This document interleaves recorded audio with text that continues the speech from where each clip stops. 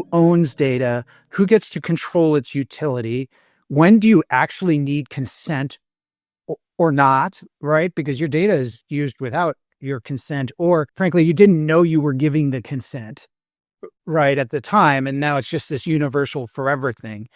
So does that require us to rethink governance and consent? I think so. Who should own it? You, full stop, right? Your health data is you, biologically, behaviorally, genetically. Ownership should reside with the individual, just like your physical body does. There's no difference. But here's the problem. Providers, the hospitals and clinics hold your electronic health records. Labs and diagnostic companies have the results of the tests that you've paid for. Pharma and research institutes, they use your de-identified data to train models and run studies or file patents. And then the tech platforms and all of the wearables, right? They track and sell all of that data, right? So the people who profit from your data aren't the ones it came from. And that's the core disconnect inside of all of this. So what's the business model? Because I've had this discussion with lots of people. Like, how do I so I'm one of 300 million, whatever, Americans, who are out there doing my thing. All my data is being tracked. How valuable am I, like me, one person out of 300 million? And is it just that I wanted to make sure it's working for me? Or is this actually your point, profit from what's my value? It can depend, right? And, when we started Super Truth, we went and did some financial modeling. My partner comes from that type of business background. And we started to look at what folks were paying for different kinds of data. And again, it's a arbitrage market. So those rates depend, on what you're doing. But, what we've done is we've examined it ultimately to get to a place where, we could take a model and say, here's, the data that you have available. Here's what, people like, say, corporations are interested in doing their research on. And then you can price this out almost like think of it like eBay. Right. Yeah. You can auction off those pieces. But today, that healthcare data could be worth tens of thousands or hundreds of thousands of dollars, depending on who wants it, what they want it for, how badly they need it, all those things. And what cohort do you exist in the context of the requirements for those data? For that data, it can be tricky to answer that question. But the thing is they need it, and because of the decay issue, they need it often. They need it current, and they need it all the time. So I think that there's really, if you kind of think of, I can't really think of a better way to get to a universal basic income than monetizing this aspect of our existence. Super interesting. So we need all the mechanisms, the tools to monetize it. We actually have them for our consumer data. We just tend to not use them. Sometimes we use them, sometimes we don't. But I don't feel like we have the tools in healthcare. Let me throw out a different element here. It's something that I've been struggling with now for a few years, which is actually that my own or a patient's right of access to their own data. And I don't think there's any argument that patients have a right to their own data. You can go and ask for it from anyone under HIPAA, and no one will argue with you that you have a right to it. But boy, do they erect barriers quickly for actually getting your hands on it in any sort of useful form.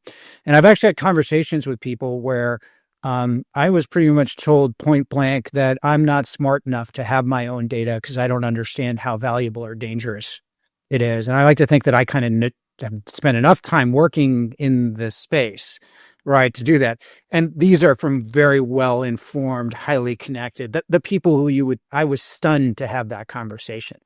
So does this happen like anywhere else? Or is this like a healthcare thing where the data is so valuable or so poorly understood maybe, or the value is so poorly understood that just it's like stuck? It feels to me like it's just stuck wherever it is. Well, it's buried under portals and PDFs and bureaucracy. Under HIPAA, you have the right to access your medical records, to request corrections, and to download and transmit your data, but only from covered entities, right, like doctors and hospitals, and not from the health tech apps, and not from wearables or AI vendors, right? That doesn't exist, those rights. So, and then to the point that, we were making before, the data is often scattered or siloed, right? Or locked behind these corporate walls. So even when you download your data, it's unstructured, and it could be unreadable, and it could even be unusable. And so you don't have the tools to make it portable or actionable or profitable. and I think that's one of the huge blockers today for folks. But yeah, to get your transactional data, it's very your bank bank makes it pretty easy for you to get your statements, right?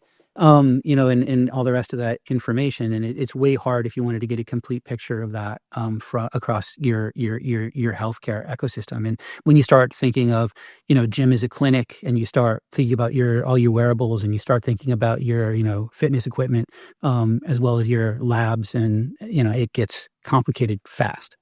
Yeah. A number of companies just have come into this space. Like I think like Microsoft Health Vault and like all these other attempts that have frankly been attempts and failures, right? No one in my mind today has found a way to consolidate and normalize at scale, right, across this pretty diverse ecosystem. Do you know of anybody or anyone who's making particular strides there that might solve this issue? I think there's lots of people offering lots of solutions right now. Again, I think that the silos are where we're going to exist for quite a while. And I think the reasons for that are driven financially and legislatively. I think that there's a lot of complexity to unwind there, not just in healthcare, but our technology has surpassed our legislation and our morality, kind of a long time ago. And I think that, this administration, right or wrong, like the focus on innovation, I think is not terrible. And I'm hopeful that from all the work that's being done through these companies, that we'll start to see more opportunities to unify and disambiguate the data. But a right to access that we have right now, it's a myth, and a right without control is a trap.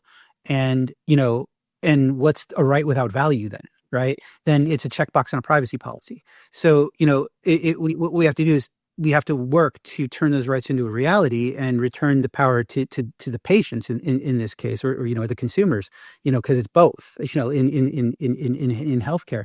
And I think that needs to largely be a focus. There needs to be some kind of transparency here, because we have no autonomy. Like if we can't understand these systems or how these systems are controlled, to the point you made, people are saying like, no, you shouldn't have access to this because it's, this isn't a thing for you. Well, then wait a minute, is it mine or not?